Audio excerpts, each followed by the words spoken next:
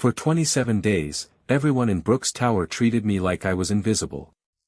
They rolled their eyes when I pushed my mop through the lobby, complained if an elevator took 10 extra seconds because of my cleaning cart, and spoke about me as if I couldn't hear a single word.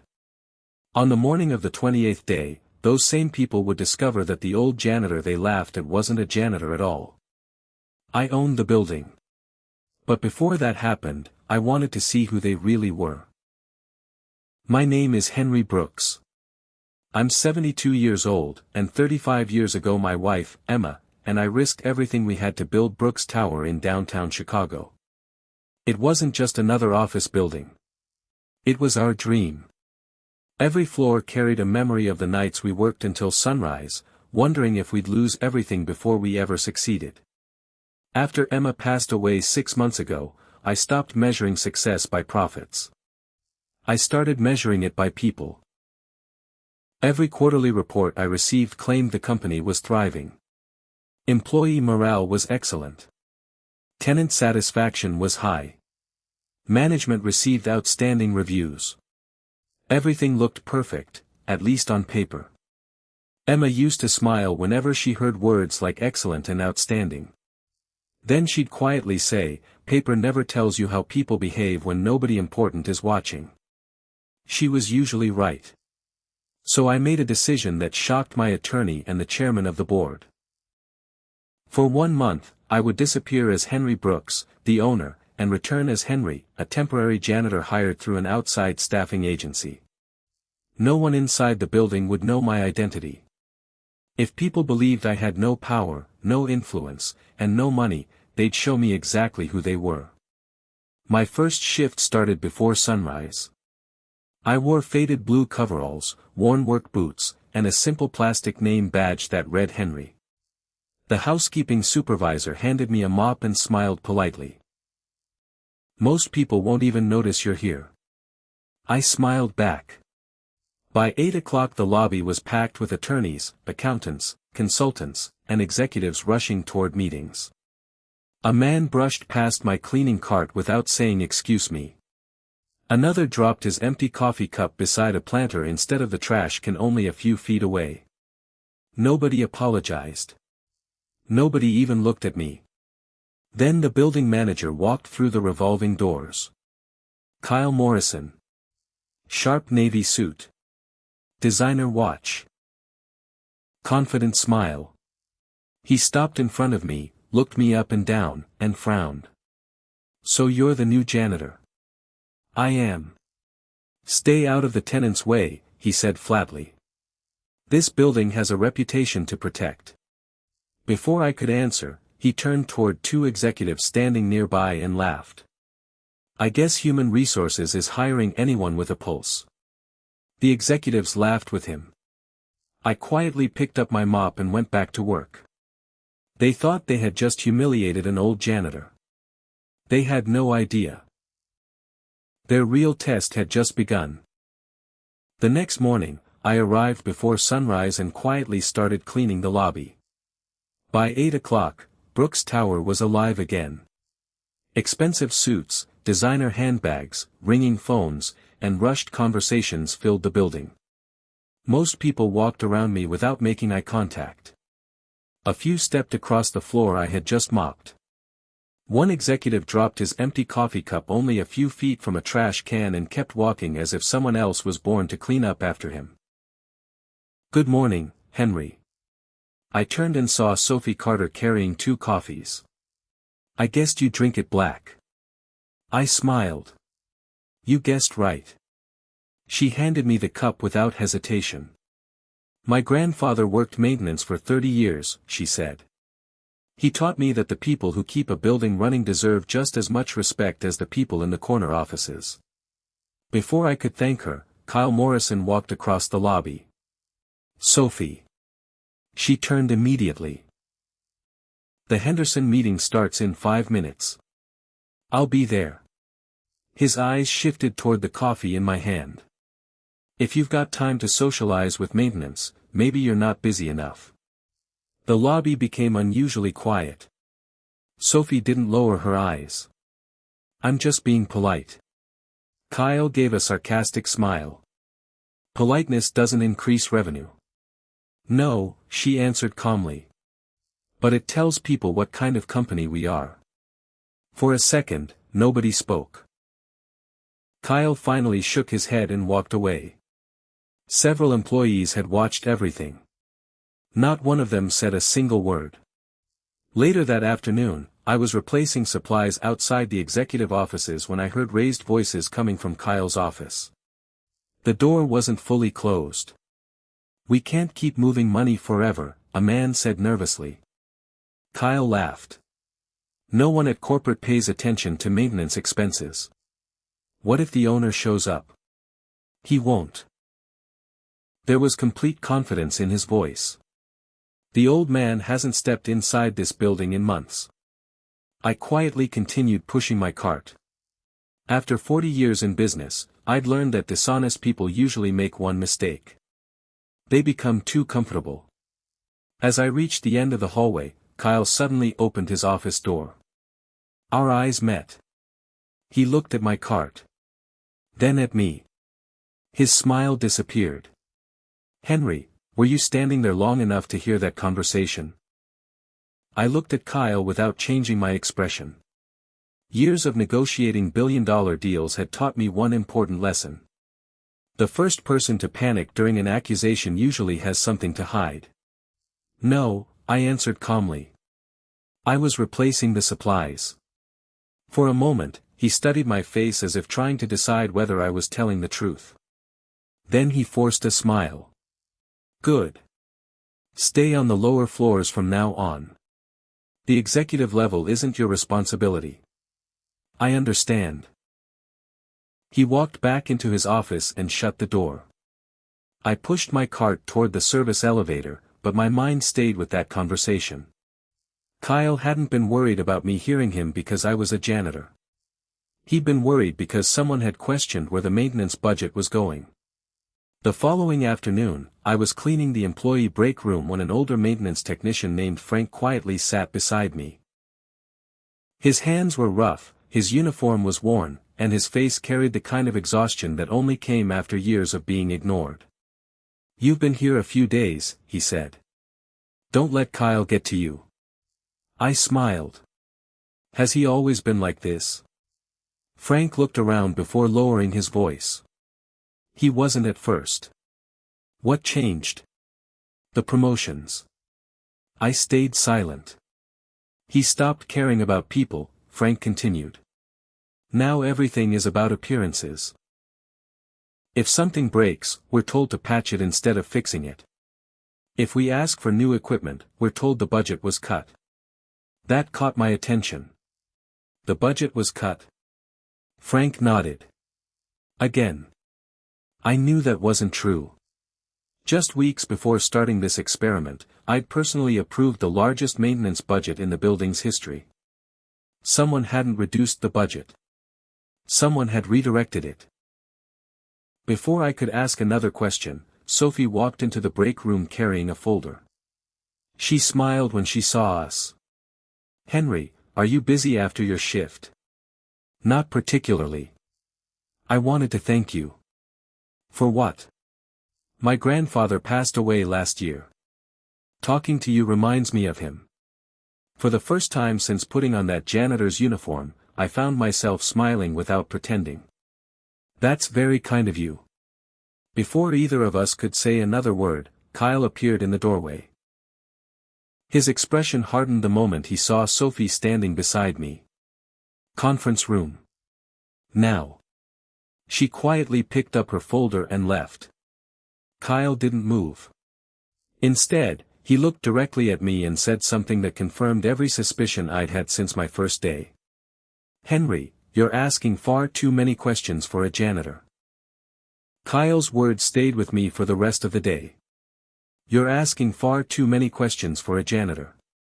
Asterisk. I simply smiled and nodded, but inside, I knew I'd made him nervous. That was interesting. Men like Kyle didn't fear people with power. They feared people who noticed details. The next morning, I started cleaning the underground parking garage. It was the one place where employees spoke freely because they assumed no one was listening. As I emptied trash bins near the executive parking spaces, 2 accounting employees walked past me. "I still don't understand those invoices," one of them whispered. "The consulting company?" "Yeah. They keep getting paid every month, but I've never seen anyone from that company."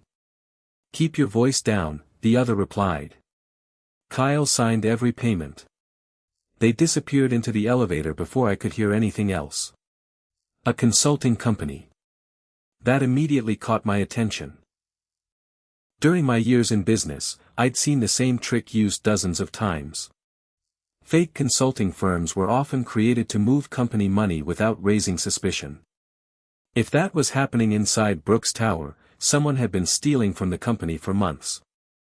Later that afternoon, Frank found me replacing supplies in the maintenance room.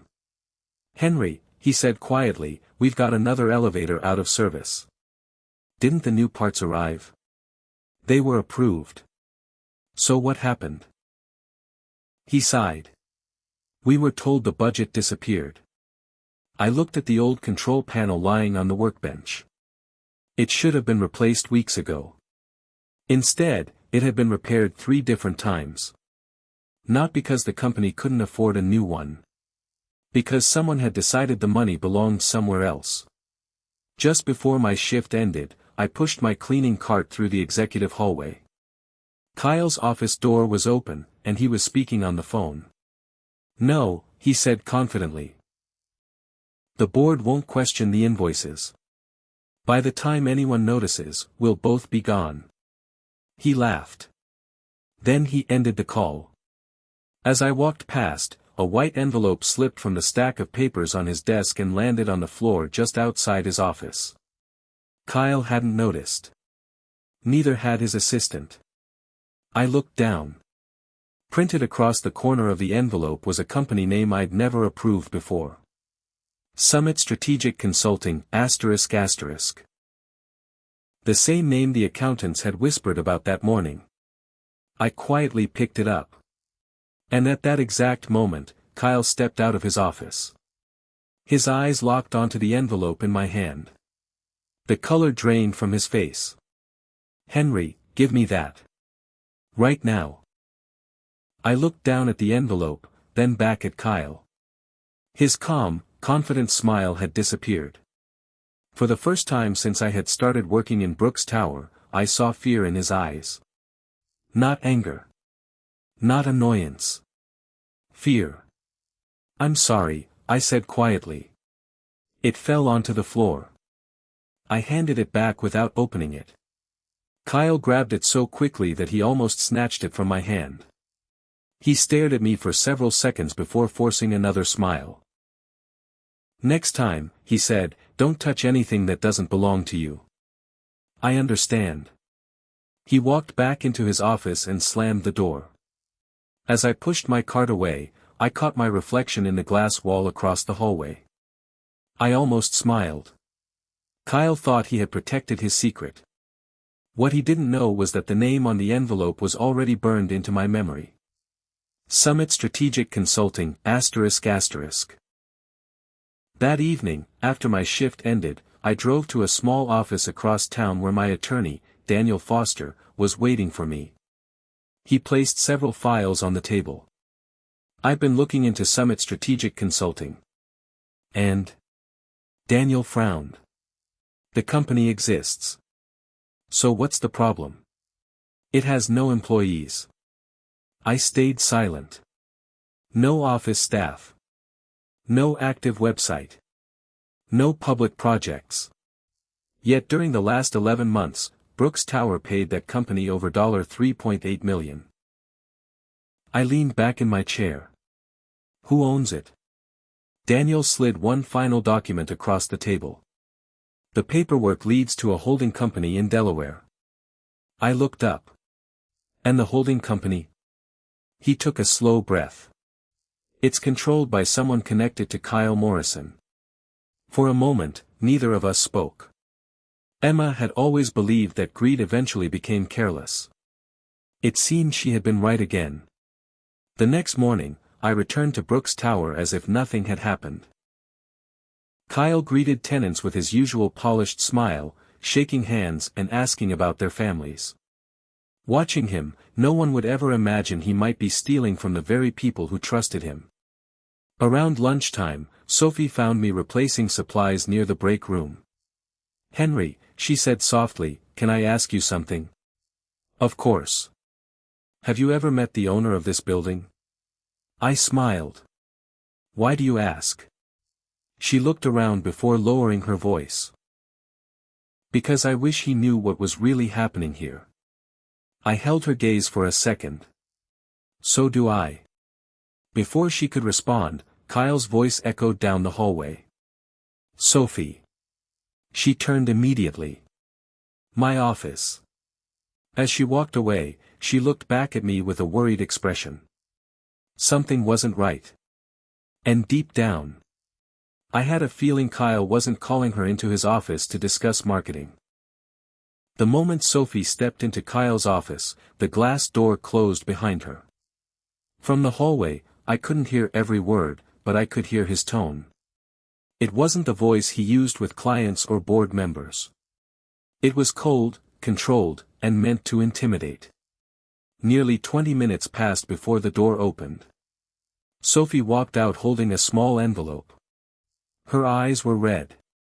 She wasn't crying, but it was obvious she had been fighting back tears. I quietly pushed my cleaning cart toward the elevator. "Everything okay?" I asked. She forced a smile that fooled no one. "I'll be fine." "What happened?" She looked around to make sure no one was nearby. "Kyle said I don't fit the company's culture." I stayed silent. "He said I spend too much time talking to maintenance staff, and not enough time building relationships with senior leadership." She gave a small laugh. "I guess kindness isn't part of the job description." Before I could respond, she opened the envelope.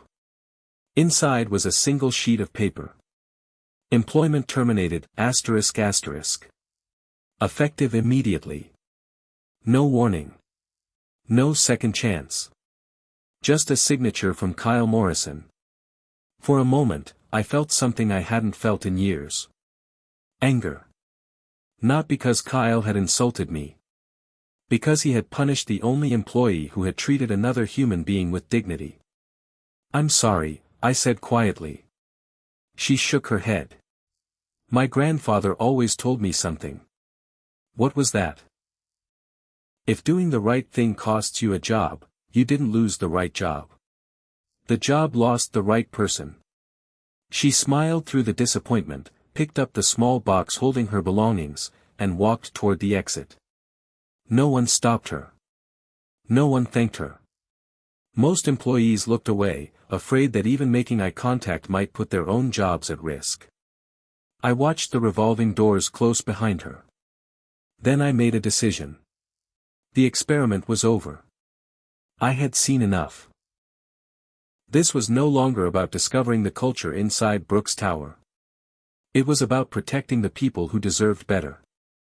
That evening, I called an emergency meeting with my attorney and the chairman of the board. For the first time since putting on the janitor's uniform, I revealed everything I had seen. The humiliation. The missing money. The fake consulting company. Frank's broken department. Sophie's termination. No one interrupted. When I finished, the chairman leaned forward and asked one question. "So, what do you want to do?" I looked around the room before answering.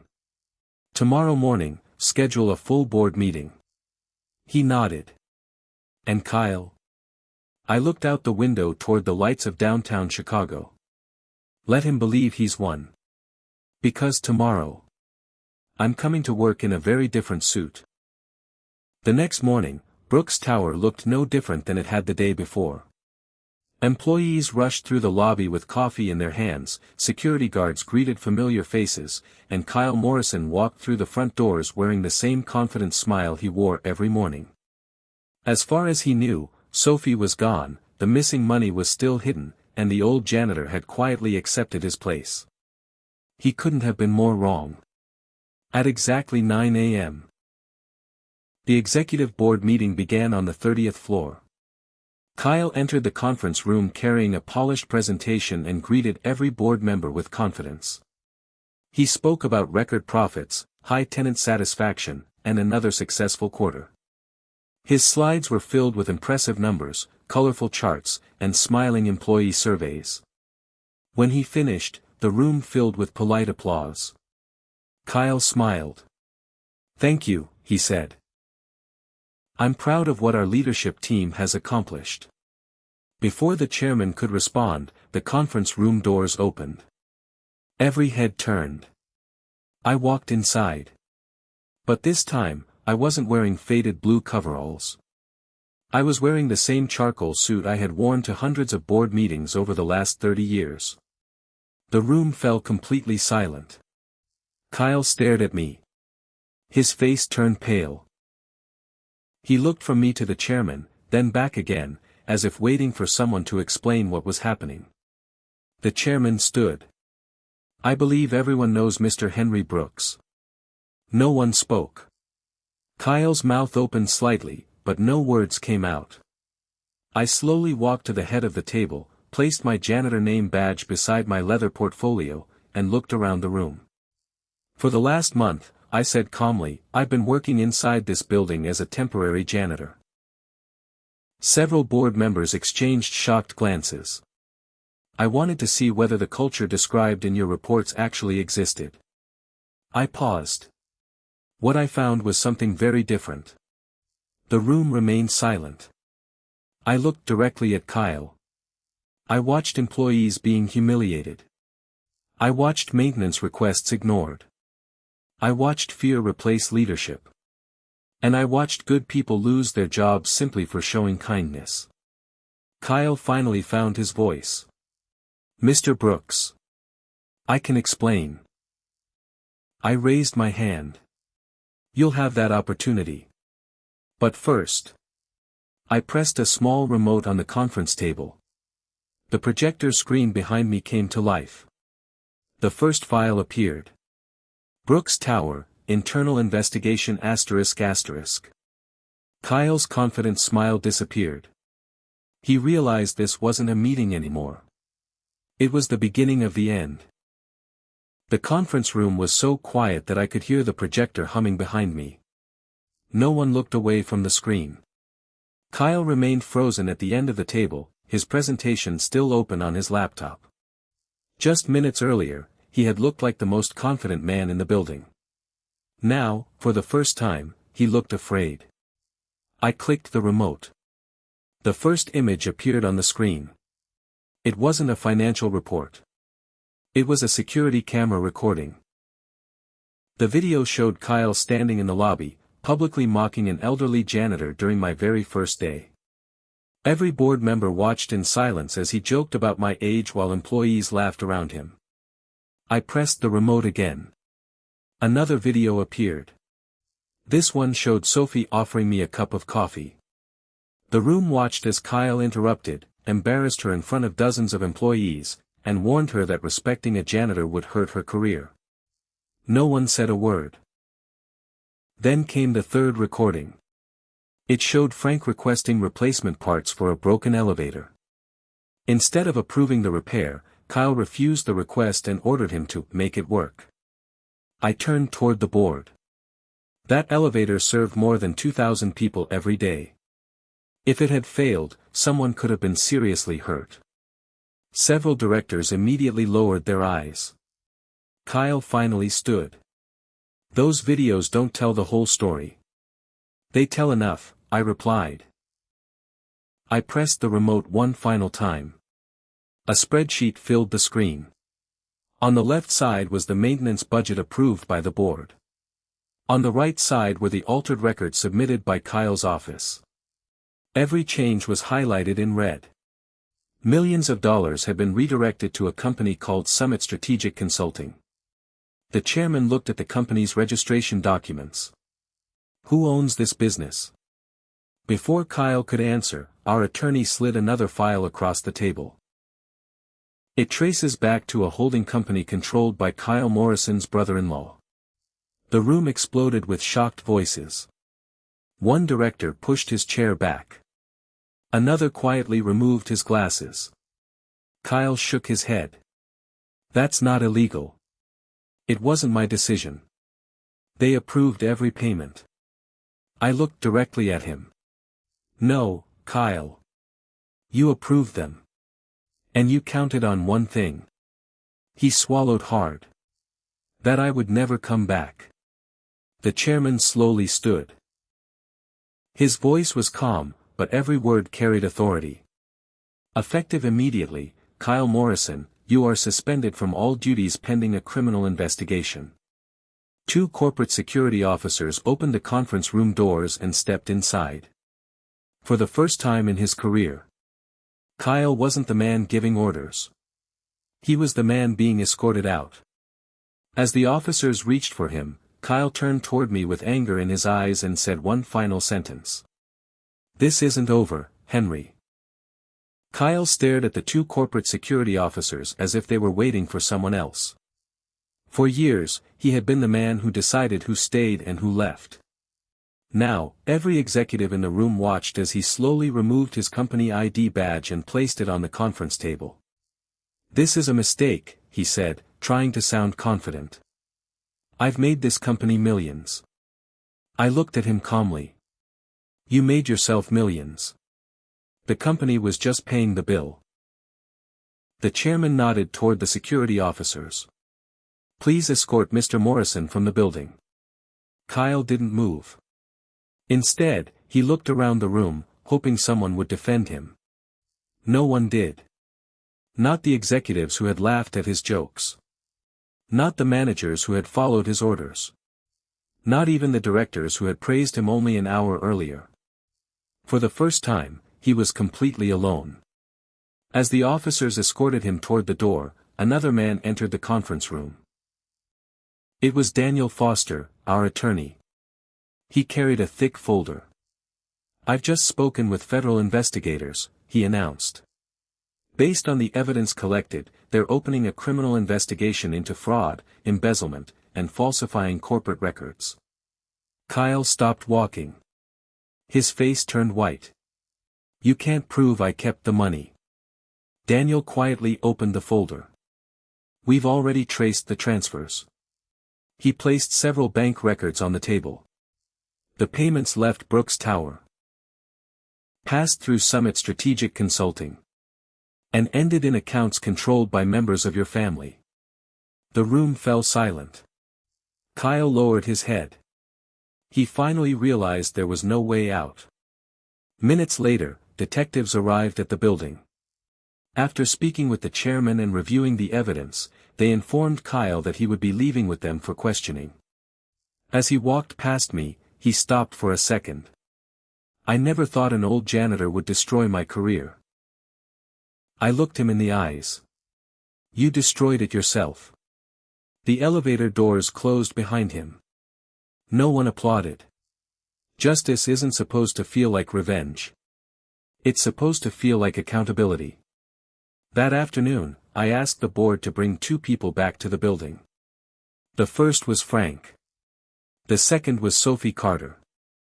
Neither of them knew why they had been invited. When they stepped into the boardroom, they looked confused. I smiled. I believe this company owes both of you an apology. Sophie glanced around the room. Then she looked at me. She still had no idea. Her life was about to change forever. When Sophie and Frank walked into the boardroom, they looked completely confused. Sophie still carried the same notebook she had taken home on the day she was fired. Frank stood quietly beside her, convinced he had been called in to answer more questions. I smiled and invited them to sit down. First, I said, I owe both of you an apology. They looked at each other. This company failed you. It rewarded fear instead of integrity. And that's my responsibility. The room remained silent. I turned toward Sophie. The day you defended an old janitor, you believed you were protecting a stranger. She smiled softly. I was just doing what my grandfather taught me. I nodded. And that's exactly why you're here. I slid a folder across the table. She slowly opened it. Inside was a letter signed by every member of the board. Vice President of Employee Experience, ***. She stared at the page, unable to speak. I don't understand. You will, I replied. I don't need another executive who knows how to increase profits. I need someone who knows how to protect people. Tears filled her eyes. She whispered, "Thank you." Then I turned toward Frank. For 26 years, you've kept this building running. You asked for safe equipment. You asked for honest budgets. You asked for nothing more than the tools to do your job. Frank lowered his head. I never expected anyone to notice. I noticed. I handed him another envelope. Starting today, you're the Director of Building Operations. His hands trembled as he opened the letter. I've never managed people before. I smiled. You've been leading by example for 26 years. The board applauded. That afternoon, every employee gathered in the lobby where my journey had begun. Standing in front of the same marble floor I had mopped only days earlier, I looked around the crowd. Some employees looked embarrassed. Others couldn't meet my eyes. I didn't disguise myself to catch people making mistakes, I said. I disguised myself to discover what kind of company we had become. I paused. A clean building means nothing if respect isn't part of the foundation. The lobby was completely silent. Starting today, no employee will ever be judged by their job title. Every person in this building matters. The applause began slowly. Then it filled the entire lobby. As I looked up through the glass atrium, I imagined Emma standing beside me, smiling the way she always had whenever someone chose kindness over power. For the first time since losing her, Brooks Tower finally felt like home again.